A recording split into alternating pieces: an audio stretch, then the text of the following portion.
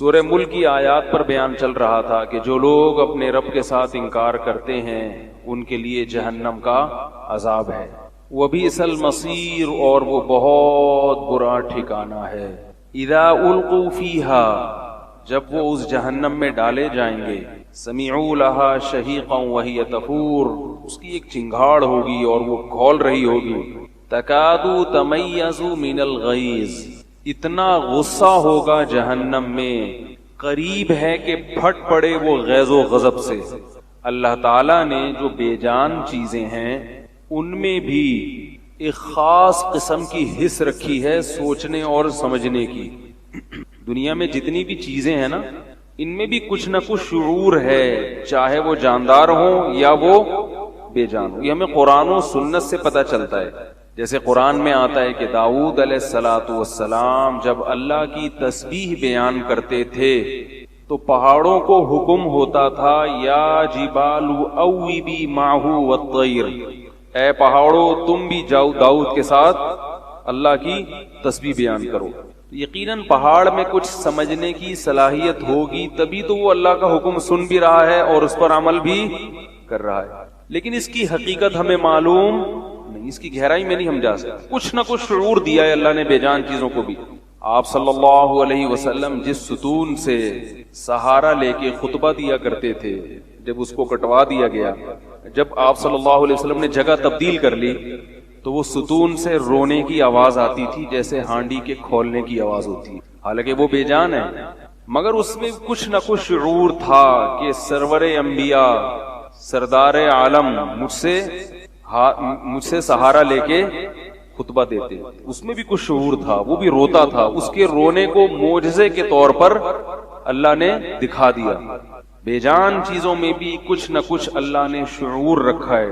قرآن مجید میں آتا ہے کہ ہم نے جب آسمانوں اور زمینوں کو بنایا تو اللہ نے فرمایا ایتیا طوعا او کرہن، اے آسمانوں اور اے زمینوں تم میری اطاعت شروع کر دو۔ بھائی 817 گاڑی راستے سے ہٹا دیں، جن کی بھی گاڑی ہے 817 وہ جگہ گھیر رہی ہے۔ قرآن مجید میں ہے کہ ہم نے کہا جب آسمانوں اور زمین کو بنایا تو ہم نے کہا ایتیا طوعا او کرہن، تم ہمارے فرما بردار بن جاؤ خوشی سے یا زبردستی۔ بھائی آسمان اور زمین اللہ کے حکم کے مطابق چل رہے ہیں نا، یہ نہیں چلیں تو نظام تباہ ہو جائے گا۔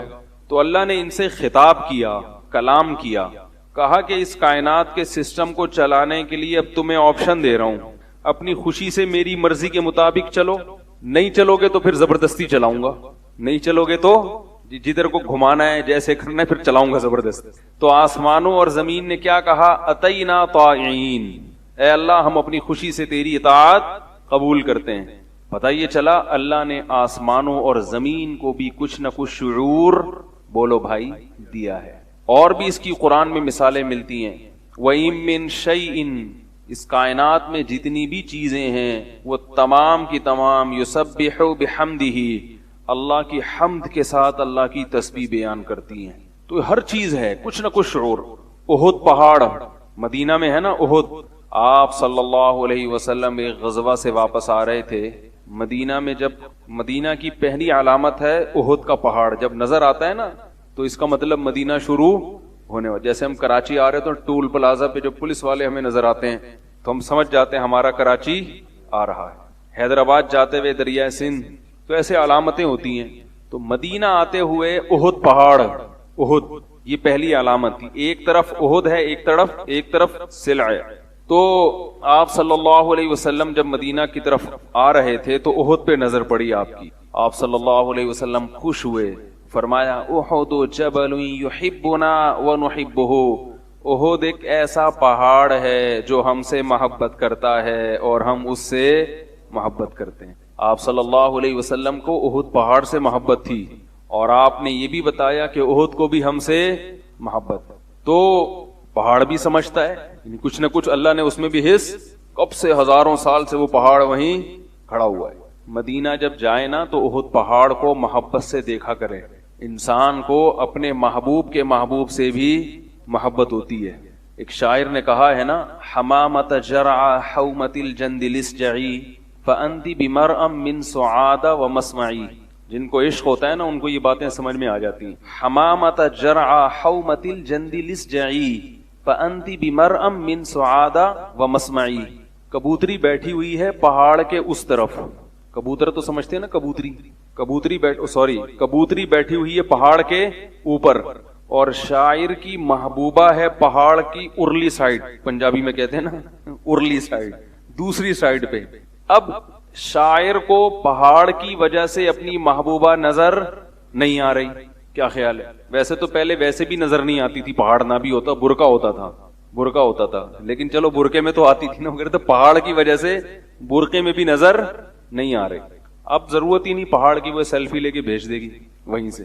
تو پہاڑ کی وجہ سے شاعر کو محبوبہ نظر نہیں آ رہی، تو پہاڑ کے اوپر کبوتری بیٹھی ہوئی ہے. تو شاعر اس کبوتری سے کہتا ہے کہ تو کچھ بول، آواز نکال. کیوں؟ حمامۃ جرع حومۃ الجند لسجعی. اسجعی کا مطلب کچھ بول، جو پرندے بولتے ہیں. کیوں؟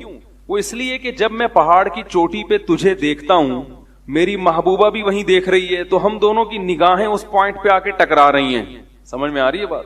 ہم دونوں ایک چیز کو دیکھ رہے ہیں، اس سے مجھے ایک سرور ملتا ہے. تو جب تو بولے گی تو ہماری سماعتیں بھی ایک پوائنٹ پہ آ کے ٹکرائیں گی. بہت گہری بات ہے. جن کو عشق محبت سے کبھی واسطہ پڑا ان کے سمجھ میں آئے گا. یہ ٹھرکی ہوتے ہیں نا عاشق معاشق جو ہے، ان کی کوئی لاجک نہیں ہوتی. تو کہہ رہے ہیں جب تو بولے گی تو میں جس چیز کو سن رہا ہوں گا، میری سماعت جہاں جا رہی ہوگی، محبوبہ کی سماعت بھی، تو یعنی ابھی تو ہماری نگاہیں یوں آ کے ٹکرا رہی ہیں، تو ہماری سماعتیں بھی یوں آ کے ٹکرائیں گی. تو یہ تیرے بولنے پر موقوف ہے. تو بولے گی تو ہماری سماعتیں ٹکرائیں گی. یہاں پہ بول. تو محبت کے اصول نہیں ہوتے نا. تو رسول اللہ صلی اللہ علیہ وسلم سے جس کو محبت ہوگی، اسے جیسے مدینہ سے محبت ہوگی، ایسے ہی احد پہاڑ سے بھی محبت ہوگی.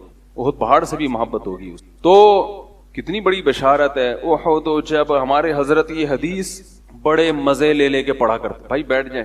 بڑے مزے لے کے پڑھا کرتے تھے. احد جبل یحبنا ونحبہ. احد وہ پہاڑ ہے جو ہم سے محبت کرتا ہے اور ہم اس سے محبت کرتے ہیں. بہت مزہ آتا تھا ہمارے حضرت کو یہ حدیث پڑھنے میں. تو جیسے چیزوں کو محبت ہو جاتی ہے، جیسے انسانوں کو دیواروں سے محبت ہو جاتی ہے نا، تو دیواروں کو بھی ہو جاتی ہے. لیکن اس کی کیفیت کیا ہے وہ اللہ ہی بہتر جانتا ہے. اس کی ظاہر ہے ہم تو بے جان چیزیں نہیں ہیں جو ہمیں احساس ہو، جو ہمیں اندازہ ہو. تو ایسے ہی نفرت بھی ہوتی ہے. تو قرآن مجید میں اللہ تعالیٰ نے ارشاد فرمایا کہ جہنم کو نافرمانوں سے نفرت ہوگی. تکادو تمیزو من الغیظ. جہنم پر کو بھی غضب ہوگا نافرمانوں پر کہ انہوں نے اللہ کو ناراض کیوں کیا، اللہ کا انکار کیوں کیا، اللہ کی ناشکری کیوں کی. قرآن میں آتا ہے اتنا غضب ہوگا نا جہنم. ایک تو ویسے ہی آگ ہے، اوپر سے وہ اللہ کے نافرمانوں پہ غضبناک بھی ہوگی. جب کوئی غضبناک ہو تو پھر سزا زیادہ دیتا ہے، اس میں اس کا غیظ و غضب بھی شامل ہو جاتا ہے. تو قرآن میں آتا ہے کہ جہنم خود غضبناک ہو رہی ہوگی، اور اتنا غضب ہوگا کہ اس میں ایک چیخ و پکار ہوگی خود اس آگ کی، تپش کی اور اس کی ہولناکیوں کی. اور تکادو تمیزو من الغیظ. جب کسی شخص کو بہت غصہ آتا ہے تو ہمیں یہ ڈر ہوتا ہے کہ برین ہیمریج نہ ہو جائے، یہ پھٹ نہ جائے کہیں. بہت زیادہ ہوتا ہے نا غصے میں انسان کہ میں اس کو مار دوں، کیا کروں. بس اوقات مر بھی جاتے ہیں لوگ شدید غصے میں. تو قرآن کہہ رہے جہنم میں ایسا غضب ہوگا کہ قریب ہے کہ وہ غیظ و غضب سے پھٹ پڑے. اتنا غضب ہوگا اور اتنا بڑا پیٹ ہے. جیسے کوئی قرآن نے تمثیلات دی ہیں، مثالیں دی ہیں سمجھانے کے لیے. یہ جو ہم اپنے بیانات میں مثالیں دیتے ہیں نا، بہت زیادہ لوگ مجھ پہ طنز کرتے ہیں، یار قرآن و حدیث کی بات نہیں آ رہی، مثالیں وہی قرآن و حدیث کو سمجھانے ہی کے لیے مثالیں ہوتی ہیں. وہ جو قرآن اور حدیث ہی کے کوئی ایک حدیث ہوتی ہے، پھر اس کو سمجھانے کے لیے مثالیں ہوتی ہیں. یہ مثالیں قرآن نے بھی بیان کی ہیں، احادیث میں بھی بیان کی گئی ہیں. مثال سے بات سمجھانا آسان ہوتا ہے. قرآن میں کتنی مثالیں ہیں. ضرب اللہ مثلا، اللہ ایک مثال بیان کرتا ہے. جگہ جگہ اللہ نے یہ الفاظ استعمال کیے ہیں. اللہ ایک مثال بیان کرتا ہے، تمہیں سمجھ میں نہیں آتی ایک مثال. اور مثال کے لیے قرآن و حدیث سے ہونا ضروری نہیں ہے. جیسے اللہ باہر کی مثالیں دیتا ہے نا، بھائی قرآن کو سمجھانے کے لیے قرآن ہی سے مثال دیں گے تو وہ تو بات نہیں بنے گی نا. مثال وہ دی جاتی ہے جو مارکیٹ میں چل رہی ہوتی ہے, کیونکہ لوگ اپنے ماحول سے اپنے معاشرے سے مانوس ہوتے ہیں, ان کو وہی مثال دو کہ تو بات سمجھ میں آئے گی. ابھی جیسے میں نے عاشق معشوق کی مثال دی نا کہ بھائی پہاڑ کے کنارے پہ دیکھ رہا ہے, بول رہا ہے بھائی تو کچھ بول لے, ٹھیک ہے, کیونکہ ہم دونوں کی نگاہیں ٹکرا رہی ہیں تو میں بھی وہی چیز سنوں گا جو محبوبہ سن رہی ہے. تو یہ عاشق معشوق کی مثالیں مارکیٹ میں اس وقت سب سے زیادہ مناسب ریٹ پر, بہت ہی سستے ریٹ پر دستیاب ہے, اس لیے یہ بہت جلدی سمجھ میں آ جاتی ہے. تو مثال ہمیشہ بات کو سمجھانے کے لیے ہوتی ہے. تو قرآن کیا میں کہہ رہا تھا, جہنم تو کو بولا تھا, جہنم بول رہے تھے, ہاں جہنم کا پیڑ بہت بڑا ہے. اب اس کی مثال قرآن نے جو دی ہے نا, یوم نقول لجہنم هل امتلأت وتقول هل من مزید, جہنم کتنا غضبناک ہوگی, اللہ ہم سب کو بچائے اس عذاب سے, اتنا غضبناک ہوگی نا نافرمانوں پر. قرآن نے اس کی مثال دی ہے کہ جیسے کوئی بھوکا ہوتا ہے نا, بھوکا کوئی درندہ ہو, بھوکا بہت زیادہ بھوکا ہو, تو اس کو جب کوئی شکار ملتا ہے تو وہ اس کی رعایت نہیں کرتا, کہتے اور کھاؤ اور کھاؤ اور کھاؤ. تو اللہ نے جہنم کی وسعت کے اتنی بڑی ہے, کیونکہ لوگ یہ کہتے ہیں نا کہ یار اتنے سارے انسان جہنم میں جائیں گے تو یہ کہاں اتنی جگہ تھوڑی ہوگی, کیونکہ ہم جہنم کو گورنمنٹ کے جیل پر قیاس کرتے ہیں کہ یار حکومت کے پاس جیل میں بھی ایک محدود حد تک لوگوں کو رکھنے کی گنجائش ہوتی ہے, ایک محدود حد تک. تبھی آپ نے دیکھا ہوگا جیل بھرو تحریک بھی چلتی ہے. جیل بھرو تحریک سے کیا ہوتا ہے, حکومت پریشان ہو جاتی ہے, اتنی پبلک کو جیل میں رکھے کہاں, اتنے جیل تھوڑی ہیں. تو انسان لوگ اللہ کی نافرمانی کرتے ہیں, گناہ کرتے ہیں, وہ یہ سوچتے ہیں کہ یار اتنے سارے لوگ تھوڑی جہنم میں جائیں گے. بھائی آج بھی دنیا میں غیر مسلموں کی تعداد مسلمانوں سے زیادہ ہے. جب بھی کسی کو کسی گناہ سے روکو وہ کیا کہتا ہے, یہ تو سبھی کر رہے ہیں, یہی کہتا ہے نا. ارے بھائی کسی کو بولو یار یہ کام مت کرو, یہ مت کرو, یہ حرام مت کھاؤ, یہ کہہ رہے آج کل تو سبھی کھا رہے ہیں. اب آپ انگریزوں کو جا کے بولو کہ اپنے ابا اماں کو اولڈ ہاؤس میں جمع مت کراؤ, وہ کہیں گے یہ تو ساری پورا یورپ کرا رہا ہے. ان سے بولو گناہ ہے, قیامت کے دن اللہ پوچھے گا, کہیں گے جہاں اتنوں سے پوچھے گا تو ہم سے بھی پوچھ لے گا, یہی بولیں گے نا وہ, بھائی اتنے سارے جہنم میں جائیں گے. تو کلچر ماحول سے انسان متاثر ہوتا ہے, وہ یہ سمجھتا ہے کہ جو کام سب کر رہے ہیں وہ میرے لیے حلال ہے, اس میں جرم ہلکا سمجھا جاتا ہے, حالانکہ ایسا نہیں ہے. ہاں کچھ کام ایسے ہیں, کچھ احکام شریعت کے ایسے ہیں کہ اگر سب کرنا شروع کر دیں تو وہ حکم ہی چینج ہو جاتا ہے. وہ کچھ احکام ایسے بھی ہیں شریعت میں, الاحکام تتغیر بتغیر الزمان, زمانے کی تبدیلی سے شریعت کے بعض احکام خود بہت چینج ہو جاتے ہیں. وہ کون سے احکام ہیں ابھی اس کی ڈیٹیل میں نہیں جاؤں گا, وہ اس لیے چینج ہو جاتے ہیں کہ وہ احکام خود مقصود نہیں ہوتے, وہ ذریعہ مقصود ہوتے ہیں. تو زمانہ چینج ہونے سے وہ حکم بھی کیا ہو جائے گا, چینج. جیسے غیر مسلموں کی مشابہت حرام ہے, لباس میں, پوشاک میں, لائف اسٹائل میں ہمیں اجازت نہیں ہے کہ ہم غیر مسلموں کی کیا کریں, نقالی کریں, ان کو فالو کریں. کیوں؟ تاکہ دیکھنے میں آپ غیر مسلم نہ لگے. لیکن علماء بیان کرتے ہیں کہ اگر مسلمانوں میں ایک چیز کا رواج پڑ جائے تو پھر اس میں مشابہت خود بخود, بولو بھائی, ختم. جیسے جب ہندوستان میں انگریز آیا تو مسلمانوں میں میز کرسی پہ کھانے کا رواج, ارے یار کیا ہو گیا, بولو یار, سب کیسے بیٹھے ہوئے, دیکھو بیچارے چشمہ لگا کے, چشمہ بھی لگا ہوئے. مجھے ایسا محسوس ہوتا ہے کہ سونا نہ شروع کر دیں لوگ, اس لیے تھوڑا سا نا چہروں پہ فریش تازہ ہونا چاہیے چہرہ.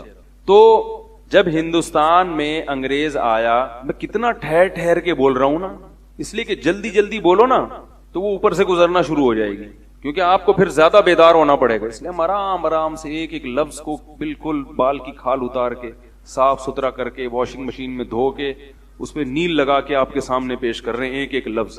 ہندوستان میں جب انگریز آیا تو اس وقت مسلمانوں میں دستور تھا زمین پہ دسترخوان پہ بیٹھ کے ایک ہی تھال میں سب مل کے اجتماعی سطح پہ کھانا کھاتے. یہ خاندانی طریقہ تھا, اس سے محبتیں بڑھتی تھی. عربوں میں آج بھی ہے, کیونکہ وہاں انگریز نہیں رہے تو عربوں میں وہی کلچر, جن علاقوں میں انگریزوں نے حکومت نہیں کی وہاں یہی کلچر ہے. یہ الگ الگ ڈونگوں میں نکالنے کا نہیں ہے, تھال ہے سب مل کے کھاؤ, ہاتھ سے, ہاتھ دھونے کا پہلے دھو اچھی طرح, اور پھر ایک ہی تھال میں سب مل کے کھاؤ. عربوں میں آج بھی بادشاہ جس تھال میں کھائے گا نا نوکر بھی اسی تھال میں بیٹھ کے کھا رہا ہوگا. اس کو بہت برا سمجھا جاتا تھا مسلمانوں میں کہ کھانے میں تفریق کی جائے, کیونکہ پیغمبروں کی سنت ہے اجتماعی سطح پہ کھانا. ابراہیم علیہ السلام کے بارے میں روایات میں, بعض روایات میں آتا ہے اکیلے کبھی نہیں کھاتے تھے, جب بھی کھانا کھا رہے ہیں تو کسی نہ کسی کو ساتھ میں بٹھا لیا, بھائی کھاؤ, رزق میں برکت ہوتی ہے, محبت بڑھتی ہے. تو مسلمانوں کا یہی دستور تھا, سارے بیٹھ کے دسترخوان پہ مل کے کھاتے ہیں. اب بھی مل کے کھاتے ہیں, مگر بہنوں کی وراثت, جائیداد, رشوت, یہ چیزیں مل کے کھاتے ہیں. اور جب حلال کھانے کی باری آئے گی تو پھر مل کے سب بھائی مل کے بہن کی وراثت کھاتے ہیں. تو انگریزوں کے آنے سے پہلے جو ہے نا کوفتے کباب بھی مل کے کھانے کا رواج تھا. تو سارے بہویں اور بھابیاں اور داماد اور سب رشتے دار بیٹھ کے, اور زمین پہ جو مالدار تھے نا وہ بھی, اور غریبوں اور مسکینوں کی بات نہیں, بڑے بڑے مالدار لوگ یہ کام کرتے تھے. بادشاہوں کے ہاں ایسا ہوتا تھا.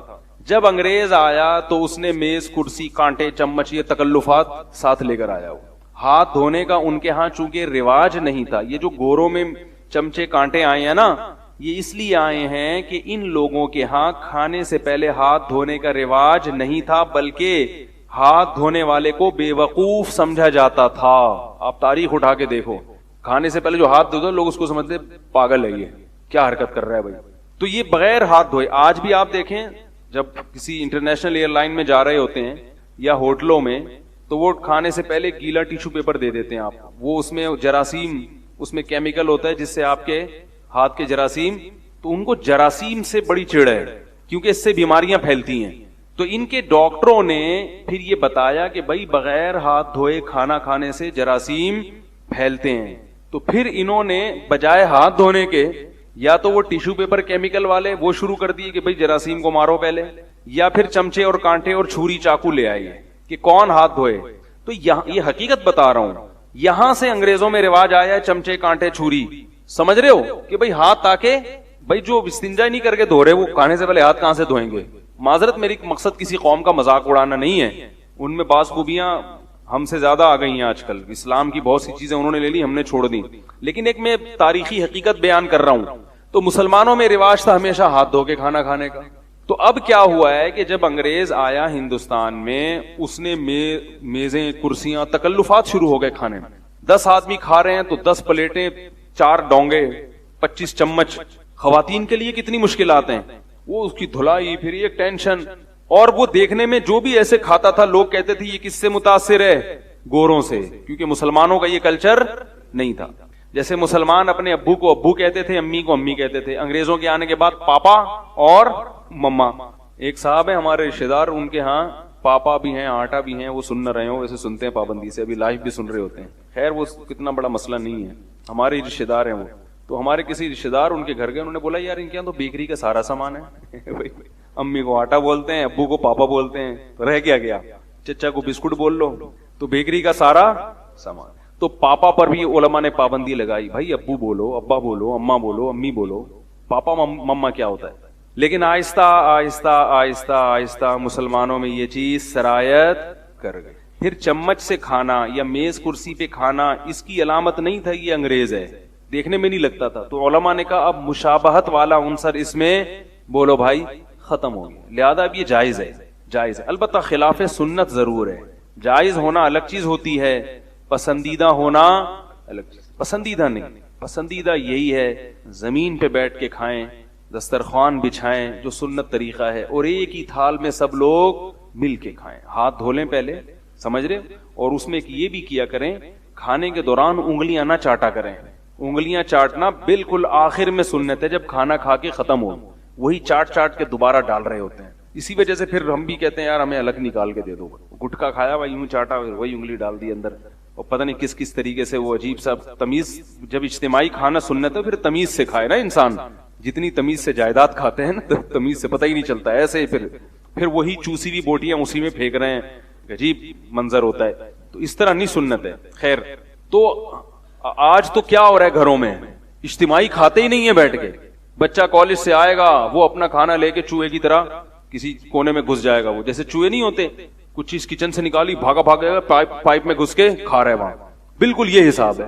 وہ اپنا آیا کچن سے, فریج سے کچھ نکالا, ادھر گھس گیا کونے میں, بیٹی آ رہی ہے کالج سے, وہ ادھر گھس گئی, کوئی گیدرنگ ہی نہیں ہے. محبتیں, دین گیا تو محبتیں ختم. اپنی اولاد کو پڑھانے لکھانے کا تو بڑا شوق ہے آپ لوگوں کو بھائی, کچھ تربیت کا پتہ نہیں کیا ہو گیا. ابھی ایک شخص نے اپنے بچے کو داخل کیا انگلش اسکول میں, کسی بہت اچھے اسکول میں. میں نے اس کو سختی سے منع کیا, میں نے کہا نکال لو ورنہ اتنا پچھتاؤ گے کہ, کیونکہ ان کا فیملی سسٹم بڑا مضبوط ہے, بڑی محبتیں گھر میں, اطاعت فرما برداری. میں نے پھر اس کو کسی اسلامک اسکول کا بتایا, وہ بھی انگلش اسکول ہے, انگلش میڈیم ہے, او لیول ہے. میں نے کہا وہاں داخل کر لو, وہاں تعلیم بھی ہے اور ماحول کیا ہے, اسلامی. آپ نے جس اسکول میں بچے کو بھیج دیا, میں نے کہا پچھتاؤ گے, پچھتاؤ گے. اپنے خاندان کو تباہ, ایک گندی مچھلی پورا ماحول کو, تالاب کو خراب کر دیتی ہے. تو اسکول تباہ کر رہے ہیں. میں نے کہا یہ نہ ابا کا رہے گا نہ اما کا رہے گا, اس کی 10 گرل فرینڈ بن جائیں گی تھوڑے دنوں میں بھی. لیکن وہ کہنے ایجوکیشن چاہیے, ایجوکیشن, ماڈرن بننے کا شوق ہے. تو بھائی ایجوکیشن کے لیے اچھے اسکول بھی ہیں, اگرچہ شارٹ ہیں لیکن اچھے بھی ہیں. اچھے سے مراد جن کا ماحول اچھا ہے. تو بہت اللہ کے واسطے دیے جاننے والے تھے. میں نے کہا برباد ہو جائے گا, برباد ہو جائے گا. ایجوکیشن آئے گی مگر تمیز ختم, تمیز بالکل ختم ہو جائے گی. اللہ ماشاء اللہ سب نہیں ایک جیسے ہوتے, پھر بار بار بتا رہا ہوں, کچھ لوگ جتنا برا ماحول ملے اچھا ہی بن کے نکلتے ہیں وہ. تو خیر بات یہ چل رہی تھی کہ بھائی اللہ تعالیٰ نے بے جان چیزوں میں بھی کچھ نہ کچھ حص رکھی ہے. تو اللہ نے مثال دی ہے جہنم کی.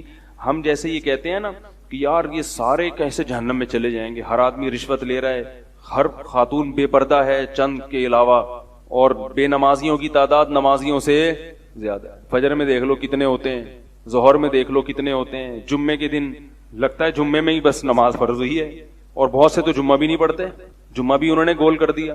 تو بہت تھوڑے لوگ ہیں. تو اب ہمارے ذہن میں ایک اشکال پیدا ہوتا ہے کہ یار اتنے سارے جہنم میں چلے جائیں گے. تو اللہ نے اس اشکال کا جواب دیا ہے. لوط علیہ السلام کی قوم میں کیا تھا, لڑکوں سے بدکاری پوری قوم کر رہی تھی. لوط علیہ السلام نے ان کو کہا بھائی عورتیں اللہ نے پیدا کی ہیں. تو وہ کیا کہنے لگے کہ تم تھوڑے سے نیک لوگ ہو نا, تم یہاں سے چلے جاؤ, تم تھوڑے سے نیک لوگ ہو, بجائے ہمیں سیدھا کرنے کے تم علاقہ چھوڑ کے نکل لو. پوری قوم نہیں ٹھیک ہو سکتی. لوط علیہ السلام نے کیا فرمایا, انی لعملکم من القالین, تم سب خراب ہو مگر اے اللہ تو گواہ رہنا میں ان کے عمل کو پسند نہیں کرتا. مجھے اللہ کو راضی کرنا ہے, عوام پبلک کو راضی نہیں کرنا. تو اچھے لوگ مارکیٹ میں شارٹ ہی رہتے ہیں میرے بھائی, شارٹ ہی رہتے ہیں. ہاں مارکیٹ میں وافر مقدار میں کب ہوں گے, جب حضرت عیسیٰ علیہ السلام نازل ہوں گے. پھر احادیث میں آتا ہے کہ حضرت مہدی اور حضرت عیسیٰ علیہ السلام جب آئیں گے تو اچھے لوگ ہول سیل کے حساب سے دنیا میں, کیونکہ خیر غالب آ جائے گی, بلکہ خیر ہی ہوگی, شر بالکل دنیا سے ختم. یہ جو ایتھیس لوگ ہیں نا یہ بڑے طنز کرتے ہیں اسلام پر. ابھی میں نے ایک اعتراض پڑھا, انہوں نے کہا ابھی تک تو امام مہدی آئے نہیں. یہ مسلمان پتہ نہیں کس چکر میں ڈالا ہے لوگوں کو. 1400 سال گزر گئے مگر امام مہدی ابھی تک نہیں آئے, حضرت عیسیٰ علیہ السلام بھی نہیں آئے. تو ان کا مقصد تھا مولویوں پہ طنز کہ یہ لوگوں کو الو بنا رہے ہیں. تو بھائی نبی نے کب فرمایا کہ 1400 سال کے اندر اندر آ جائیں گے؟ قیامت سے پہلے پہلے ہوگا. یہ کب ہوگا اس کا ہمیں علم نہیں. سمجھ میں آ رہی ہے بات؟ تو کب بتایا کہ بھائی ابراہیم علیہ السلام نے خوشخبری دی تھی کہ میرے بعد ایک پیغمبر آئیں گے. وہ پیغمبر کب آئے ہیں؟ 2000 سال کے بعد, 2000 سال کے بعد آئے. تو ہمیں نہیں معلوم کب ہوگا لیکن ہوگا یہ. اور یہ جو میں نے بتایا نا کہ بے جان چیزوں کو بھی اللہ نے شعور دیا ہے, اس پر بھی آج کل جو عقل پرست لوگ ہیں وہ اعتراضات کرتے ہیں کہ اسلام نے کچھ باتیں ایسی کی ہیں جو ساڑی عقل وچ نہیں آتی. ایک ہندو کا لیکچر میں نے سنا جو نظر لگتی ہے نا, نظر, اس کی خلاف بیان کر رہا تھا. وہ لاکھوں کا مجمع بیٹھا ہوا ہے, جو موٹیویشنل اسپیکر ہوتے ہیں نا جو آپ کو موٹیویٹ کرتے ہیں. ایک تو موٹیویٹ سے مجھے پتہ نہیں کیوں ایک دم موٹی کا ویٹ یاد آ جاتا ہے. ایک شاعر کا شعر میں نے سنا تھا کہ میں نے اس کو کہا موٹیویٹ کیا کہ موٹی ویٹ تھوڑا کم کر. ایک شاعر کا پورا شعر مجھے یاد نہیں ہو, کہہ رہے تھے میں نے اس کو موٹیویٹ کیا کہ موٹی ویٹ تھوڑا کم کر. کسی موٹی کو موٹیویٹ کیا کہ وہ اپنا ویٹ کم کرے, اس سے اس نے موٹیویٹ بنا دیا. تو وہ جو اسپیکر تھے موٹیویشنل, وہ کیا کہہ رہے تھے لوگوں کو کہ تم نظر وزر کے چکر میں مت پڑا کرو, یہ کچھ بھی نہیں ہے, اس کی کوئی سائنٹیفک حقیقت نہیں ہے. اور دلیل یہ دے رہے تھے کہ اتنے خوبصورت دنیا میں لوگ ہیں, اتنے فلمی ایکٹریسز ہیں اور اداکار ہیں اور اداکارائیں ہیں اور ایسے طاقتور بلڈر ہیں, ان کو تو نظر لگتی نہیں. اور آپ کے ہاں کوئی خوبصورت بچہ پیدا ہوتا ہے آپ ڈر جاتے ہو. مولویوں نے ڈرایا ہوا ہے نا, وہی ان کے تو مولوی کے لفظ استعمال نہیں کیے انہوں نے, لیکن نظر کو کون برحق کہتا ہے؟ اسلام کہتا ہے نا. کہ اسلام کہتا ہے کہ نظر لگتی ہے، یعنی لگنے کا چانس ہوتا ہے، اتنی نہیں جتنی یہ روحانی ٹوپی ڈراموں نے لگوائی ہوئی ہیں، اتنی کہ ہم بھی قائل نہیں ہیں. یہ روحانی علاج والے تو الو بنا رہے ہیں، الو، اور بنو، دبا کے بنو الو ان کے سامنے. جو جائے گا نظر لگ گئی، کالا جادو، پیلا جادو، الو کے کیا بولوں میں ان لوگوں کو یار. میرا تو دماغ ایک دم خراب ہونے لگتا ہے، کیونکہ بہت الو بنا رہے ہیں ماشاءاللہ بھر بھر کے، اور آپ لوگ بن رہے ہو. میں بیان کر کر کے تھک گیا، مگر آپ لوگ الو بننا نہیں چھوڑتے. روحانی علاج والوں کے پاس جاؤ اور الو بنو. لیکن فی نفسی نظر برحق ہے. حدیث میں آتا ہے کہ اونٹ کو ہانڈی تک پہنچا دیتی ہے نظر. اتنے بڑا اونٹ ہے، نظر لگی، مرا، ذبح کیا، اور کہاں گیا؟ ہانڈی میں. تو وہ تقریر میں کہہ رہے تھے کہ بھائی دیکھو اتنے خوبصورت لوگ ہیں، ان کو تو لگ نہیں رہی. تو اللہ کے بندو، نبی صلی اللہ علیہ وسلم نے کب کہا کہ ہر ایک کو لگتی ہے؟ جو بھی خوبصورت ہوگا اس کو نظر، جو بھی اونٹ ہوگا اس کو نظر لگے گی.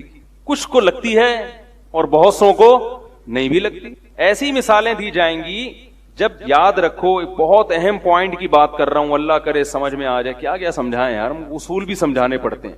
جب کوئی شخص دعویٰ کرتا ہے تو اس کے ذمے دلیل دینا ہے. آپ کے مطلب کی دلیل اس کے ذمے نہیں ہے. بہت اہم اصول ہے، یاد رکھ لو. جب بھی کوئی دعویٰ کرتا ہے تو اس کے ذمے نفس دلیل ہے، یعنی کوئی بھی دلیل، جس دلیل کا آپ مطالبہ کر رہے ہو وہ اس کے ذمے نہیں ہے. دعویٰ ثابت کرنے کے لیے نفس دلیل کافی ہوتی ہے، خاص دلیل ضروری نہیں ہوتی. اس کی مثال پہلے سمجھیں. آپ نے عدالت میں کیس کیا کہ وسیم بھائی نے میرے 2 لاکھ روپے کھائے ہوئے ہیں. عدالت نے کہا گواہوں سے ثابت کرو. آپ نے 2 گواہ پیش کر دیے جن کی آپ سے کوئی رشتہ داری بھی نہیں تھی. 2 گواہ پیش کر دیے. وسیم بھائی کوئی بیٹھے ہو تو معذرت، اب مثال سے تو بات جب یہ آئے گی، کوئی ایسا نام ہو، اب میں بولوں کہ قطب الدین شاہ، کوئی ہو ہی نہیں. تو وسیم بھائی نے یہ کہا کہ یہ جو جج صاحب، انہوں نے جو 2 گواہ پیش کیے ہیں، مجھے یہ والے گواہ منظور نہیں ہیں. کلیم اور جبار کو گواہی کے طور پہ پیش کریں گے تو میں مانوں گا. کلیم اور جبار گواہی دیں کہ میں نے 2 لاکھ روپے کھائے ہیں، جج مان لے گا آپ کا دعویٰ؟ بولے گا تو یہ مطلب کہ بھائی جب 2 عاقل بالغ اور نیک عادل ہاں ان گواہوں پہ کوئی اعتراض ہو تو ایک الگ بات ہے کہ بھئی یہ ملے ہوئے ہیں، انہوں نے پیسے کھائے ہیں. بھئی 2 گواہ پیش کر دیے، عادل عاقل بالغ، کافی ہے. آپ یہ کہہ رہے ہو نہیں وہ وسیم ادھر سے کلیم کو لے کر آؤ، جبار کو لے کر آؤ. یہ جہالت کی بات ہے. یہ جو مرد اور عورتوں کی نمازوں میں فرق ہے نا، اس پر جو کہتے ہیں کہ صحیح حدیث پیش کرو، یہ مطالبہ بھی غلط ہے. ہمارے ذمے دلیل پیش کرنا ہے، آپ کے مطلب کی دلیل پیش کرنا ہمارے ذمے نہیں ہے. ہم یہ کہتے ہیں کہ عبادات میں عورت مرد سے خود بخود حیا اور شرم کے معاملات میں فرق ہے شریعت میں. اس کے ہم نے کئی دلائل دیے ہیں. عورت کو حج میں رمل کی اجازت نہیں ہے، کسی حدیث سے ثابت نہیں ہے کہ عورت کو رمل سے منع کیا گیا ہو. بھائی جب حج کا پہلا طواف ہوتا ہے سینہ اونچا کر کے کرتے ہیں نا، ہمارے نبی نے فرمایا، جیسے یہ فرمایا نا کہ جیسے میں نماز پڑھتا ہوں ایسے نماز پڑھو، ایسے ہی نبی نے یہ بھی فرمایا کہ حج کا طریقہ مجھ سے سیکھو، یعنی جیسے میں حج کرتا ہوں ویسے ہی حج کرو. تو نبی نے تو رمل کیا پہلے 3 چکروں میں. امت میں کوئی بھی قائل نہیں ہے کہ عورت بھی کیا کرے گی، سینہ تان کے طواف کرے گی. نہ نہ نہ. کیوں؟ عبادات میں عورت کو حیا کا خیال کرنا ہے. حیا کا کیا کرنا ہے؟ خیال کرنا ہے. حالانکہ کسی حدیث میں نہیں ہے کہ رمل نہیں کرے گی. اب کوئی آپ سے پوچھا کرے نا عورت سمٹ کے نماز پڑھے گی، اس پر کوئی حدیث پیش کرو، تو آپ فوراً کہہ دیا کرو عورت حج میں رمل نہیں کرے گی، اس پر کوئی حدیث نبی نے تو کیا ہے. عورت صفا اور مروہ میں دوڑتی، بولو بھائی، نہیں ہے. مرد دوڑتے ہیں، نبی بھی دوڑے ہیں.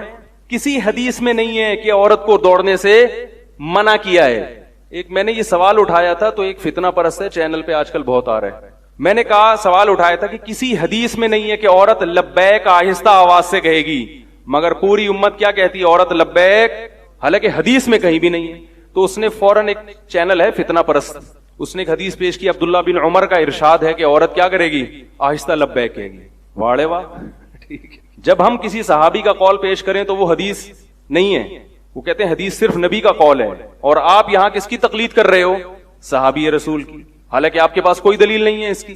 تو ایسے تو ابراہیم نخعی رحمہ اللہ تعالیٰ بہت بڑے تابعی ہیں، فقہاء سے بڑا مقام ہے ان کا. امام بخاری بڑے احترام سے نام لیتے ہیں. وہ کہتے ہیں کہ عورت سمٹ کے نماز پڑھے گی. ایسے تو فتاوی دینے پر آئیں تو ہمارے پاس بہت سارے فتاوی ہیں. آپ ہم سے مطالبہ کیا کرتے ہو کہ حدیث دکھاؤ، نبی کا قول دکھاؤ. تو ہم بھی آپ سے مطالبہ کر رہے ہیں کہ حدیث دکھاؤ کہ عورت رمل نہیں کرے گی, عورت آہستہ لبیک کہے گی, عورت صفا اور مروہ میں دوڑے گی نہیں. حالانکہ جو دوڑی تھی حضرت ہاجرہ وہ تو عورت تھیں, اس کا تقاضا تو یہ تھا کہ عورتیں تو دوڑیں, مرد بے شک نہ بھی دوڑیں, کیونکہ یہ تو سنت عورت کی زندہ کر رہے ہیں. وہ دوڑی تھیں اور ہم خواتین کو وہاں دوڑنے سے منع کرتے ہیں. تو حج میں حیا کا اتنا اظہار نہیں کیا گیا, شریعت میں خیال نہیں. نماز میں تو بہت زیادہ خیال کیا شریعت نے. عورت مردوں کی سے بالکل پیچھے کھڑی ہوگی, عورت کا سطر مرد کی نسبت زیادہ ہے. حدیث میں آتا ہے عورت کی گھر کی نماز مسجد سے افضل ہے. کیوں؟ وہ عورت ہے. پھر گھر میں برآمدے کی نماز صحن سے افضل ہے. کیوں؟ وہ کیا ہے؟ وہ عورت ہے, اس لیے.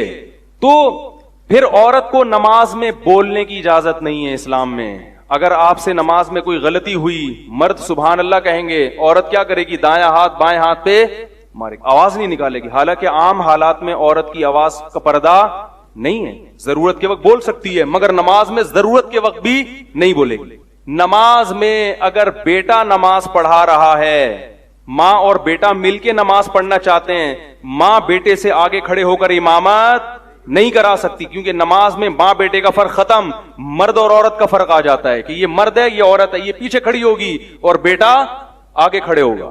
نہیں یاری بات. تو اس سے صاف پتہ چلتا ہے کہ اسلام نماز میں عورت کو کیا دیکھنا چاہتا ہے؟ عورت. یہی وجہ ہے کہ 1400 سال سے اس پر اجماع چلا آ رہا ہے, تقریباً 1200 سال اس پر اجماع چلا آ رہا ہے. تمام کتابوں میں لکھا ہوا ہے کہ عورت سمٹ کے نماز پڑھے گی, مرد مردوں کی طرح نہیں پڑھے گی. اجماع ہے. حنفیہ, شافعیہ, مالکیہ, حنبلیہ, حتیٰ کہ پرانے اہل حدیث کے بھی جتنے فتاوا ہیں سب میں یہی لکھا ہوا ہے کہ عورت سمٹ کر نماز پڑھے گی. آپ اہل حدیث کے بھی پرانے فتاوا اٹھائیں نا, 150-200 سال پرانے, ان میں بھی یہ لکھا ہے. اہل حدیث کے جتنے ہندوستان میں جو اہل حدیث کے فتاوا ہیں ان میں بھی لکھا ہے کہ عورت کیسے پڑھے گی. یہ بعد میں اہل حدیث حضرات نے مسئلہ نکالا ہے, اور اس میں یہ شیخ بن باز جو سعودی عرب کے مفتی اعظم تھے انہوں نے یہ رائے قائم کی ہے کہ عورت کیسے پڑھے گی جیسے مرد پڑھتے ہیں. ان کی رائے کو یہاں اہل حدیث نے فالو کیا. اس سے پہلے ہمیں کہیں بھی نظر نہیں آتا, اہل حدیث کے فتاوا میں نہیں ہے.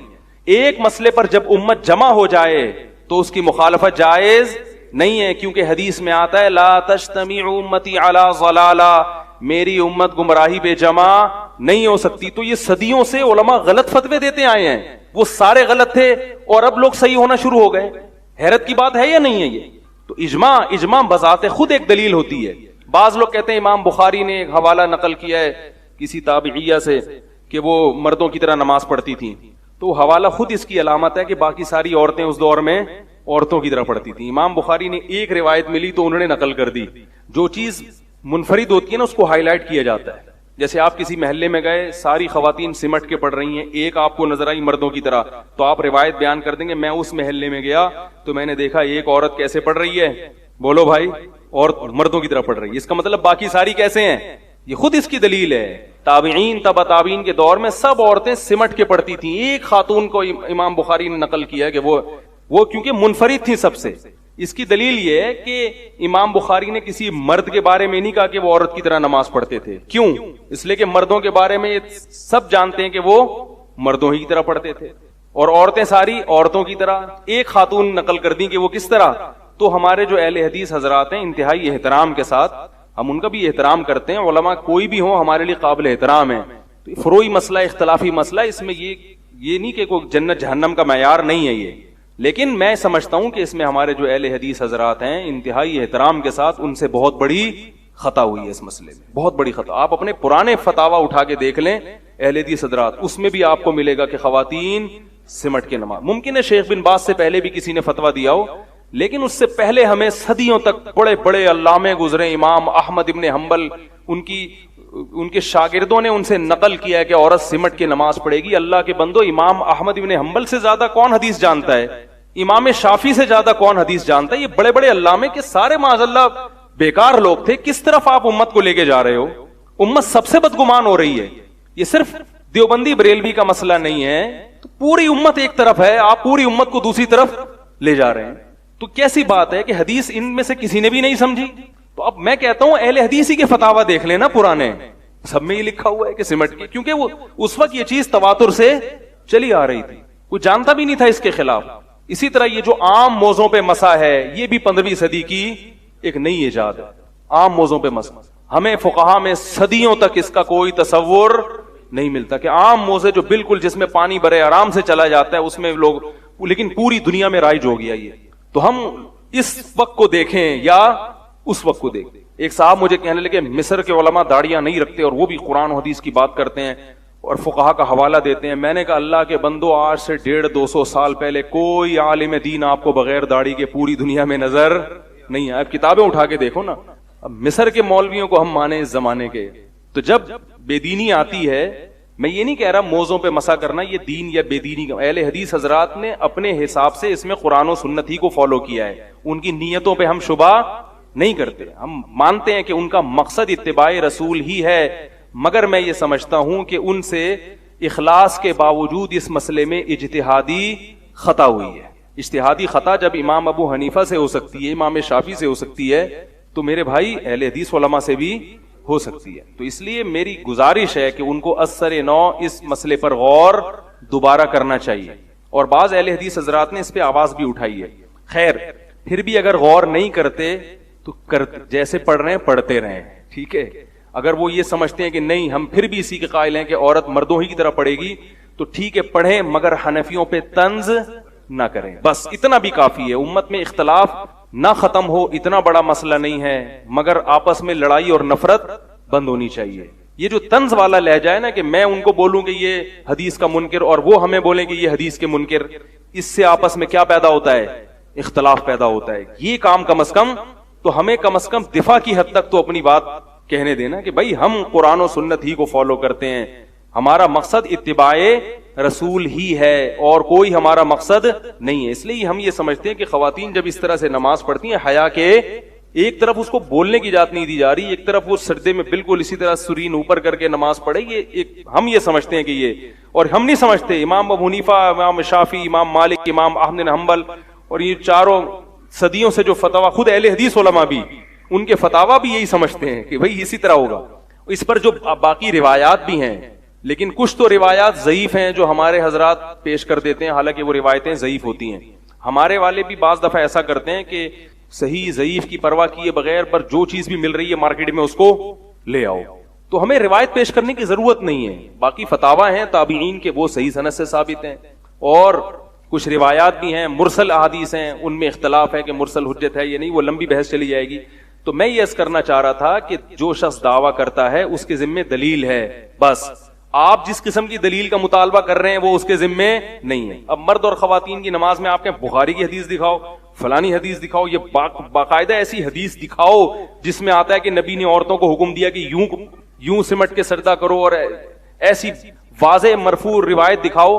تو بھائی ہمارے ذمے ایسی روایت دکھانا نہیں. ہم یہ کہیں گے پھر ایسی حدیث دکھاؤ جس میں خواتین کو حکم ہو کہ وہ رمل نہ کریں, وہ صفا مروہ میں دوڑ نہ لگائیں, وہ لبیک کیسے کہیں. تو عورت کا تو مطلب ہی عورت ہے نا, وہ تو سمٹے گی. عورت کا مطلب کیا ہے؟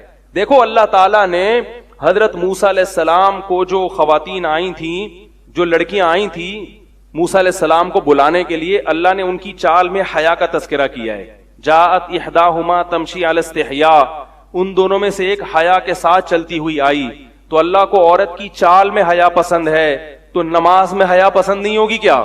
نماز میں تو اور زیادہ اس کو حیا کا اظہار کرنا ہے. اب کوئی یہ دعویٰ کرے کہ یہ کیسے پتا چلے گا یہ حیا والی نماز ہے اور اس میں حیا کم ہے. حیا ایسی چیز نہیں ہے جس کو ڈیفائن کیا جا سکے, حیا محسوس کی جانے والی چیز ہے. جو خواتین مردوں کی طرح نماز پڑھتی ہیں ان کو ایک طرف کھڑا کر کے نماز پڑھائیں, جو سمٹ کے پڑھ رہی ہیں. کسی تیسرے امپائر سے پوچھیں کہ ان دونوں میں حیا کس میں زیادہ نظر آ رہی ہے, وہ خود کہے گا جو سمٹ کے نماز پڑھ رہی ہے اس میں عورت پنا زیادہ جھلک رہا ہے. سمجھ میں نہیں آ رہی بات؟ پھر بھی میں اللہ کی قسم اٹھا کے کہتا ہوں کہ میرا مقصد اہل حدیث حضرات پہ طنز کرنا نہیں ہے, اپنے دلائل دینا ہے. اگر ان کو ہماری رائے نہیں سمجھ آتی تو کوئی بات نہیں, وہ اسی رائے کو فالو کریں, بس طنز نہ کریں. سمجھ رہے ہیں؟ طنز نہ کریں, اتنا بھی کافی ہے. سمجھ رہے ہو کہ نہیں سمجھ رہے؟ طنز نہ کریں بس. تو خیر کیا ہوا, چل رہی تھی اب. ہاں تو میں وہ بات کر رہا تھا, آدھا کلپ بنایا نا, چھوڑوں گا نہیں, بتا رہا ہوں. تو ایک فساد کھڑا ہو جاتا ہے, آدھی بات آتی ہے آدھی نہیں آتی. ایک طوفان بدتمیزی کھڑا ہو جاتا ہے نیٹ پر, جو ہے نا وہ آدھا کلپ فیس بک پہ چلا دی. پورا بنانا ہے اگر بنایا تو دیکھ لیں بھائی ان کو. تو میں یہ کہہ رہا تھا، وہ کہتے ہیں کہ ہندو تقریر کر رہا تھا کہ نظر نہیں لگتی. پہلی بات تو یہ کہ ہمارے پاس نظر کے برحق ہونے کی دلیل کیا ہے؟ وہ کہتے ہیں ان کی کوئی دلیل نہیں ہے کہ نظر کوئی سائنٹیفک.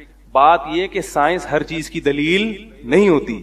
سائنسدانوں کو یہ ابھی تک نہیں پتا چلا، یہ اس بات کی دلیل نہیں ہے کہ یہ ہے ہی نہیں. آپ یہ کہہ سکتے ہیں سائنس یہاں تک پہنچی نہیں ہے، ختم ہو گئی. سائنس نے کب دعویٰ کیا کہ دنیا کی ہر چیز کو ہم نے دیکھ لیا ہے؟ تو آپ یہ نظر کے باطل ہونے کی دلیل بن نہیں سکتی. ہاں یہ کہہ سکتے ہیں کہ مسلمانوں کے پاس اس کے برحق ہونے کی کیا دلیل ہے. ہم کہتے ہیں ہمارے پاس ہمارے پیغمبر کا قول ہے اور مشاہدہ بھی ہے. مشاہدہ بذات خود ایک دلیل ہوتی ہے کہ آپ نے ایک کام ہوتے ہوئے دیکھا اور اس کی وجہ بھی دیکھی، وہ خود ایک دلیل ہے. سب سے پہلے تو ہمارے پاس اگر ہم نبی کو برحق سمجھتے ہیں تو ان کے قول بھی ہمارے لیے کیا ہے؟ بولو بھائی، دلیل ہے. ہم نبی کو برحق سمجھتے، آپ نہیں سمجھتے تو آپ کے لیے نہیں ہے. ہم آپ سے اس پر بحث کریں گے کہ آپ محمد صلی اللہ علیہ وسلم کے برحق ہونے کی کیا دلیل ہے. جب آپ اس پر آئیں گے پھر آپ کو محمد صلی اللہ علیہ وسلم کی ہر بات سمجھ میں آئے گی. کیونکہ آپ اس کو نہیں مانتے تو آپ سے پھر بحث کرنا فضول ہے. آپ صلی اللہ علیہ وسلم نے فرمایا العین حق، نظر کیا ہے؟ برحق، لگتی ہے. رہا یہ مسئلہ کہ اتنے مشہور اداکار، تو جو علماء ماہرین ہیں نا جنہوں نے اس پہ بہت ریسرچ کی ہے نظر کے بارے میں، وہ یہ کہتے ہیں کہ نظر ایسی چیزوں کو لگتی ہے جسے دیکھ کر انسان اچانک حیران ہو جائے. اور جو اداکار فنکار مشہور ہوتے ہیں نا ان کو دیکھ کے اچانک تبھی مشہور چیزوں کو نظر نہیں لگتی، پہلے سے ذہن میں ہوتا ہے. ممکن ہے کسی کو یہ اشکال ہو کہ جو بڑے بڑے جو کیا ہوتی ہیں وہ جو انعامات جیتتی ہیں حسن و جمال کے، ابے اس کو مس ورلڈ جو دیتے نا مس ورلڈ، تو لوگوں کے ذہن میں کو ہوتا ہے نا پہلی دفعہ جب نظر پڑے گی، ابھی تو شہرت نہیں ہوئی نا، لیکن جس وقت وہ مس ورلڈ بنی تھی اس وقت تو اس کی شہرت، بول لو مس ورلڈ کی بات کر رہا ہوں، جب وہ مس ورلڈ بنی تھی تو اس کو تو فرسٹ ٹائم لوگوں نے دیکھا تھا نا، اس وقت نظر کیوں نہیں لگی اس کو؟ بھائی وہ تو چلو ہم نے دعویٰ کیا جب ایک چیز مشہور ہو جاتی ہے تو نظر لگنے کا چانس ختم ہو جاتا ہے یا تقریباً کم ہو جاتا ہے. لیکن جب پہلی دفعہ وہ اسٹیج پہ آتی ہے اتنی حسینہ، تو اس کو اس وقت نظر کیوں نہیں لگی؟ اس وقت لوگ ذہنی طور پر تیار ہوتے ہیں کہ کوئی بہت بڑی فلم آنے والی ہے اسٹیج پہ. یہ ذہنی طور پر تیار ہونا بھی آپ کو اچھمبے سے باہر نکال دیتا ہے. ایک دم بہت زیادہ حیران نہیں ہوتے آپ، کیونکہ آپ کا ذہن پہلے سے مانوس ہوتا ہے کہ بہت کوئی خوبصورت آئے گی یا آئے گا، کوئی بھی مسٹر ورلڈ آئے گا. نظر عام طور پر ایسی چیزوں کو لگتی ہے جہاں توقع کے بغیر ایک دم، جیسے میں کہتا ہوں نا کہ بھائی مالدار آدمی کو نظر نہیں لگتی، ہاں جو سائیکل سے ایک دم بلڈنگ پہ آ گیا، لینڈ کروزر پہ آ گیا، اس کو نظر لگنے کا چانس بہت زیادہ ہوتا. آپ سائیکل چلا رہے تھے اور کچرا چن رہے تھے، اچانک آپ کا کاروبار ترقی کیا اور 2-3 مہینے میں سوٹ موٹ ٹائی وائی لگا کے لینڈ کروزر میں جا رہے ہیں، ایسی صورت میں نظر لگنے کا چانس. اس لیے یہاں شریعت یہ آپ کو کہتی ہے کہ اپنی نعمت لوگوں کے سامنے ایک دم بولو بھائی، مطلب آہستہ آہستہ. پہلے سائیکل سے 50 خریدو، ہونڈا 50، اگرچہ پیسہ آ گیا آپ کے پاس، لیکن پہلے لوگوں کو مانوس ہونے دو 50 پہ آ گئے. لوگ کہیں گے بڑی بات ہے بھائی 50 کو نظر لگنے کا چانس اتنا.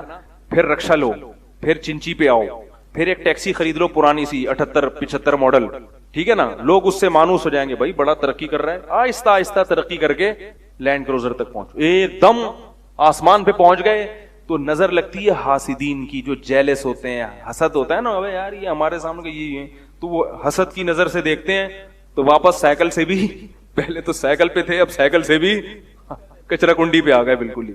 تو ایک دم جھونپڑی میں رہتے تھے ایک دم پلازا بنا لیا، تو وہاں خطرہ ہوتا ہے کہ بھائی یا ایک دم کوئی آپ کو اللہ نے خوبصورت بنا دیا، یا کوئی بچہ پیدا ہوا اچانک بہت ہی خوبصورت، جو عام طور پہ اس قسم کے بچے مارکیٹ میں شارٹ ہوتے ہیں، تو جیسے یوسف علیہ السلام تھے، یا ایسا کوئی بچہ بہت خوبصورت پیدا ہو گیا. عام نارمل بچوں کو کچھ بھی نہیں ہوتا، وہ آپ کو بہت اچھے لگ رہے ہوتے ہیں، محلے والوں کو پوچھو وہ گئے ایسے ہی ہے. ماں باپ کو تو اپنا ہر بچہ بہت پیارا لگ رہا ہوتا ہے نا. بعض دفعہ اپنی نظر بھی انسان کو لگتی ہے، علماء نے بیان کیا ہے، اپنی بھی لگ جاتی ہے. ایک دم بہت ہی کوئی فنٹر بن گئے تو خود ہی جو ہے نا اپنے آپ کو دیکھ دیکھ کے اترا رہا ہے.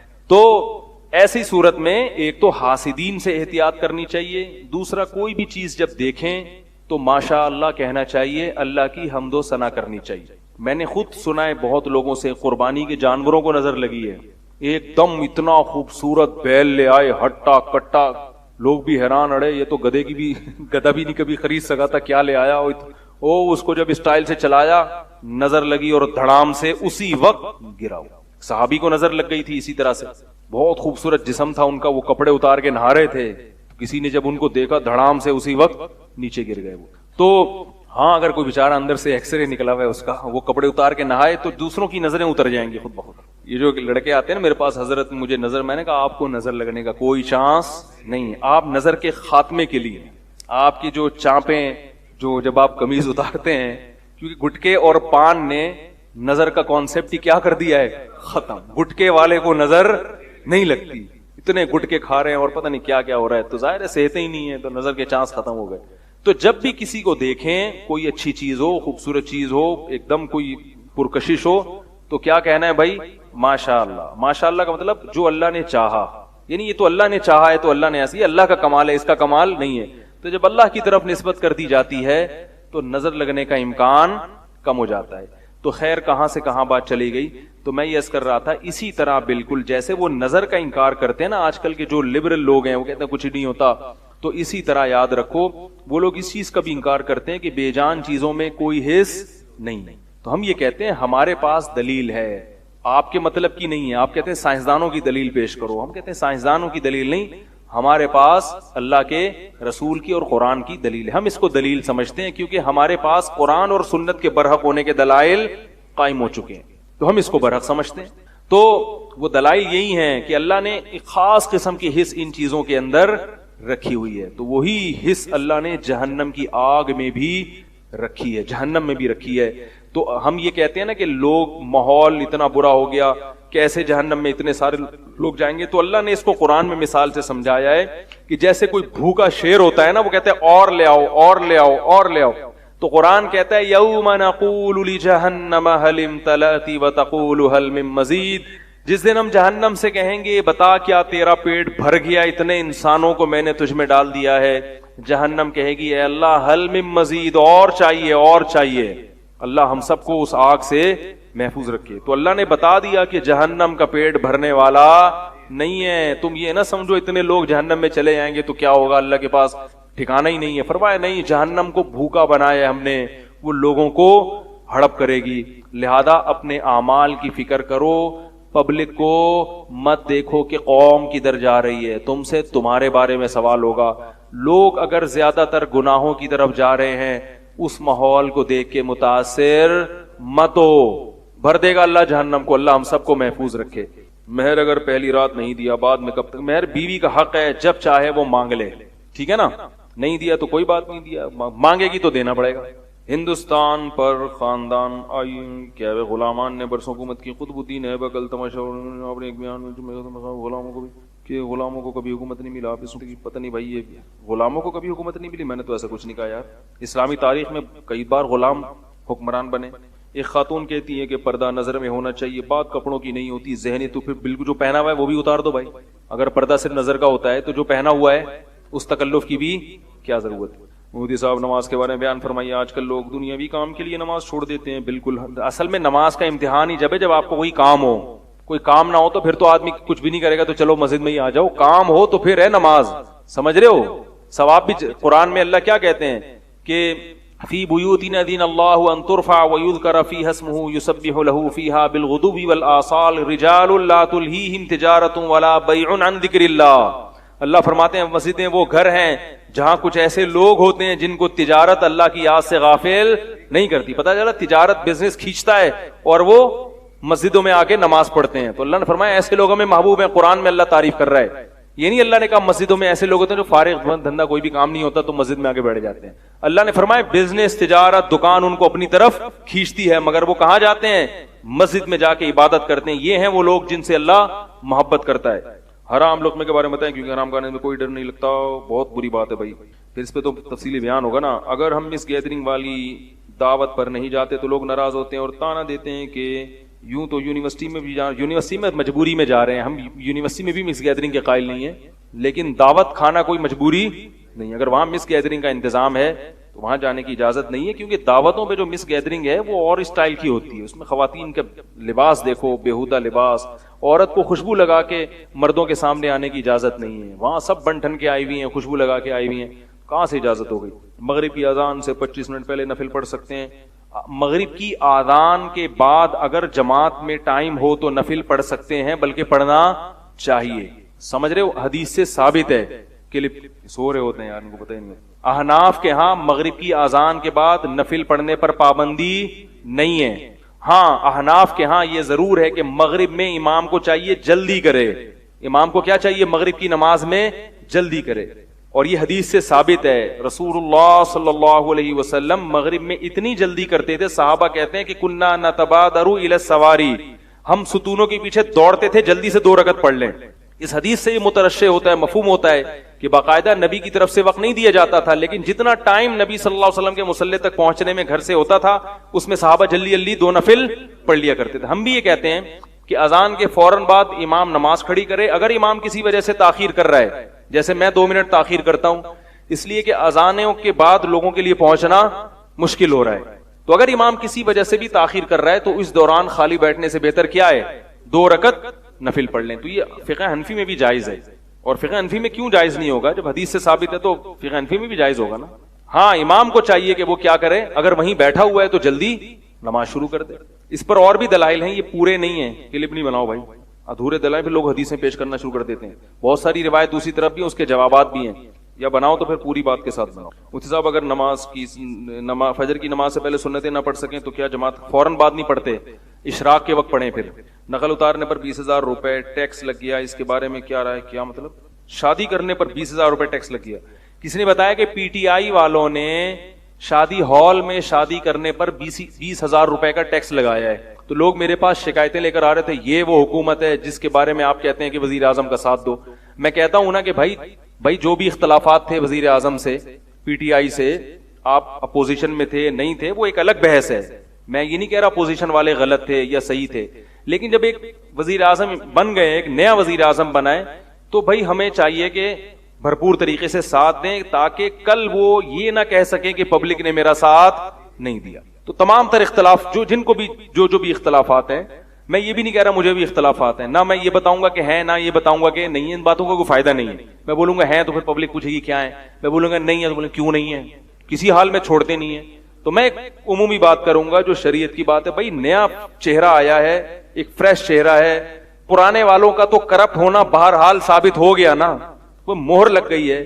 اب ایک نئے وزیر اعظم ملے ہیں، اللہ کا شکر ادا کرو، یہ بولو کہ اللہ اب ہم ساتھ دیں گے. اگر انہوں نے بھی گڑبڑ کی تو پبلک ان کو بھی کیا کر دے گی، چانس تو دو نا. اب لوگ کیا کر رہے ہیں، عمران خان نے اتنی خوبصورت تقریر کی، اس میں بھی بیٹھ کے کیڑے نکال رہے ہیں. اتنی پیاری تقریر، بہت زبردست، مزہ آیا. بھائی لوگ کہنے یہ ہوائی باتیں ہیں. آپ نے کس کا دل جھانک کے دیکھ لیا کہ یہ ہوائی باتیں ہیں؟ آپ عالم الغیب ہو. بھائی چلو بات تو اچھی کر رہے ہیں نا، تو ہر چیز میں کیڑے نکالنا. میں یہ نہیں کہہ رہا جو اپوزیشن میں ہے وہ غلط کر رہے ہیں یا وہ غلط ہیں. بھائی اب وہ حکومت میں نہیں آئے، اب جو ہے تو ہم نے تو اسی کو گزارا چلانا ہے نا. اگر جے یو آئی والے آ جاتے ہم ان کو 100 دفعہ کیا کرتے، سلام کرتے. ہم آپ سے کہتے بھائی اب مولانا فضل الرحمان وزیر اعظم بن گئے، ہماری ذمہ داری ہے بھرپور طریقے سے ہم ان کا ساتھ دیں. وہ نہیں بنے، سیاست میں ہوتا ہے، اس کی وجوہات کیا تھی ایک الگ بحث ہے. لیکن اب جو بن گیا ہے اور وہ نیا چہرہ ہے، مولانا فضل الرحمان بھی اگر آتے وزیر اعظم بنتے تو فرسٹ ٹائم بنتے، ہم ان کو بھی بہت زیادہ حوصلہ افزائی کرتے. ہم کہتے سب کو چاہیے کہ ان کا بھرپور طریقے سے ساتھ دیں. تو فرسٹ ٹائم عمران خان وزیر اعظم بنے تو ہماری ذمہ داری ہم سب ان کا بھرپور طریقے سے ساتھ دیں. جو قانون سازی وہ کر رہے ہیں اس میں کیڑے نہ نکالیں. حکومت کو تمیز سے نا کچھ دن کچھ کرنے دیا کرو. سمجھ رہے ہو بات؟ تو مجھ پہ ایک صاحب کہنے لگے یہ جو 20,000 روپے ٹیکس لگا دیا شادی ہال میں شادی پہ، تو اس سے تو شادیاں مشکل نہیں ہو جائیں گی؟ میں نے کہا آسان ہو جائیں گی. آپ اس 20,000 بچانے کے چکر میں شادی ہال میں ہی شادی نہیں کرو گے، مسجدوں میں نکاح ہوگا جو ایک افضل طریقہ ہے سادگی سے، اور سادگی سے دلہن گھر سے. تو آپ کے لیے ہاں شادی کو مشکل نہیں بنایا، شادی ہال میں شادی کو مشکل بنا دیا ہے. تو اسلام کہتا ہے کہ شادی کو آسان بناؤ، شادی ہال میں شادی کو آسان بناؤ، ایسی کوئی حدیث ہمارے پاس نہیں ہے. ٹھیک ہے نا؟ اسلام میں صرف اتنا ہے کہ نکاح اور شادی کو کیا بناؤ، آسان. شادی ہال میں آسان بناؤ، اس کی کوئی ہمارے پاس حدیث نہیں. تو بہت اچھا کام کیا میرا خیال ہے. سودی لین دین کیا ہوتا ہے مختصر بتا دیں. نیشنل سیونگ میں پیسے رکھ کر منافع لینا. ابے لمبے لمبے مضامین ہیں پورے ایم اے اسلامیات کے. سنت موقدہ اور غیر موقدہ پڑھنے کا طریقہ کیا ہے؟ بہت لمبے سوال نہیں پوچھو اس وقت، 2 منٹ کے. ذی الحجہ کے 9 روزے 9 ذی الحجہ کے 9 روزوں کی کوئی حدیث نہیں ہے، بس یہ ہے کہ ان ایام میں عبادت کی فضیلت دوسرے دنوں سے زیادہ ہے، باقی 9 ذی الحجہ کی فضیلت ہے۔ خواتین جمعے کے دن گھروں میں پہلی اذان کے بعد نماز پڑھ سکتی ہیں۔ مفتی صاحب غصہ بہت جلدی آتا ہے، چھوٹی گوشت کھانا چھوڑ دو بھائی، جن کو غصہ زیادہ آتا ہے وہ گوشت نہ کھائیں، وہ کھیرے کھائیں، ککڑی کھائیں، گوشت سے انسان میں نا غضب بڑھتا ہے، تو وہ پہلے ہی مریض بنا ہوا ہے۔ اور دوسرا وہ یہ کام یہ کریں، نیند بھی پوری کیا کریں، سمجھ رہے ہو نا، پھر بھی آرام نہ ہے تو ڈاکٹر کو دکھائیں، یہ کوئی کلینک نہیں ہے، اور بھی نسخے ہیں غصہ کم کرنے کے، لیکن ابھی یہ ٹائم نہیں ہے۔ کیا خواتین جانور ذبح کر سکتی ہیں؟ آج کل تو خواتین دنیا کا ہر کام کر سکتی ہیں بھائی، جائز ہے خواتین کے لیے جانور ذبح کرنا۔ اگر جماعت کی فرض نماز میں امام صاحب سے غلطی سے 5 رکعت ہو جائے تو سجدہ سہو سے نماز نہیں ہوگی۔ نماز پرتشدد احتجاج کی وجہ سے اسلام کا نام برداد ہوتا ہے، گستاخانہ خاکوں کے خلاف احتجاج کو اعتدال کا راستہ بتائیں۔ بہت اہم مسئلہ ہے یہ جو ہالینڈ میں گستاخی ہوئی ہے، اس پہ کیا کریں؟ میں نے اب تک اس لیے بیان نہیں دیا کہ میرے سامنے کوئی حل نہیں ہے اس کا کہ کیا کریں۔ لوگ کہتے ہیں بائیکاٹ کریں، تو بائیکاٹ کا فائدہ جب ہوتا ہے جب باقاعدہ بھرپور طریقے سے ایک مہم چلے، پھر پوری قوم بائیکاٹ کرے۔ اب واٹس ایپ پہ ایک آدمی نے کہہ دیا بائیکاٹ کرو، پھر دوسرے کا بیان آ گیا بائیکاٹ کرو، 4 نے پیپسی چھوڑ دی، 4 نے نہیں، جو اس سے کچھ بھی نہیں ہوتا۔ تو اس لیے یہ میں سمجھتا ہوں کہ ہمارے سیاسی لیڈروں کی ذمہ داری ہے کہ وہ باقاعدہ اس پہ جیسے اپنے سیاسی جلوس نکالتے ہیں ایسے باقاعدہ ایک احتجاجی ریلیاں نکالیں، پھر اس میں لسٹ پیش کی جائے کہ یہ خاص چیزیں ہیں ہالینڈ کی جو بہت زیادہ، ساری چیزیں بھی نہیں، سب کچھ چھڑوا دیتے ہیں۔ اب نہ آدمی شیمپو کا رہا، نہ صابن کا رہا، کسی چیز کا بھی نہیں رہا، دہی سے سر دھو رہا ہے بیٹھ کے۔ تو بھائی آلٹرنیٹ تو بتاؤ، اور پھر کچھ محدود چیزیں ہوں جو بہت، یعنی ہمیشہ اس قانون کو فالو کیا جاتا ہے جو قانون فالو آسانی سے فالو کیا جا سکے، قانون ایسا بنایا جاتا ہے اس کو فالو بھی کیا جا سکے۔ ایسا قانون بنا دیا کہ فالو کرنا ممکن ہی نہیں ہے، تو 4 دن احتجاج ہوتا ہے، اس کے بعد خود ہم اپنا مذاق اڑوا رہے ہوتے ہیں۔ تو اس لیے ہاں کچھ علماء ہیں جو یہ تحریک چلا رہے ہیں، تو ان سے پوچھا جائے کہ بھئی کیسے اس کو مؤثر بنایا جائے۔ تو میرا رائے یہ ہے کہ جب تک کوئی مخصوص مصنوعات جو بہت زیادہ استعمال ہو رہی ہیں، وہ ایک تو ان کی لسٹ آنی چاہیے جو بہت زیادہ، ساری سب کا نہیں ہو سکتا بائیکاٹ، یہ عملاً ممکن نہیں ہے، ان کا آلٹرنیٹ بھی بتایا جائے، اور آلٹرنیٹ زمزم کولا نہیں، وہ پہلے پیپسی پہ ہوا تو آ گیا مقابلے میں پتہ نہیں کون سے عجیب قسم کے کولے آ گئے، کھانسی کے شربت ٹائپ کے کولے تھے وہ، تو بھائی آلٹرنیٹ بھی کوئی خاندانی ہونا چاہیے نا۔ تو وہ زمزم کا نام نہیں آ جائے کلپ میں، وہ کمپنی چھوڑے گی نہیں مجھے، ہم بھی جوش میں بہت سی باتیں کر دیتے ہیں، زمزم کولا نہیں آنا چاہیے، اس ٹائپ کی چیزیں صحیح ہے۔ تو ایسا ہونا چاہیے مخصوص چیزوں کا بائیکاٹ ہو جو بہت زیادہ استعمال ہو رہی ہیں، اور وہ بائیکاٹ پوری قوم کی طرف سے ہو، اور اس کا طریقہ یہ کہ جو ہماری سیاسی جماعتیں ہیں، کیونکہ پبلک ان کی کال پہ سڑکوں پہ، میں کال دوں گا کوئی یہ لوگ نکل آئیں گے چھوڑے سے، اور کوئی بھی نہیں نکلے، آپ لوگ کبھی کوئی پتہ نہیں کتنے نکلے کہ نہ نہیں۔ تو جو سیاسی جماعتیں ہوتی ہیں ان کی بات لوگ سنتے ہیں، ان کے بڑے بڑے جلسے ہوتے ہیں، وہ لوگ کال دیں، احتجاج کریں، دنیا دیکھے اس احتجاج کو، پھر فائدہ ہوگا۔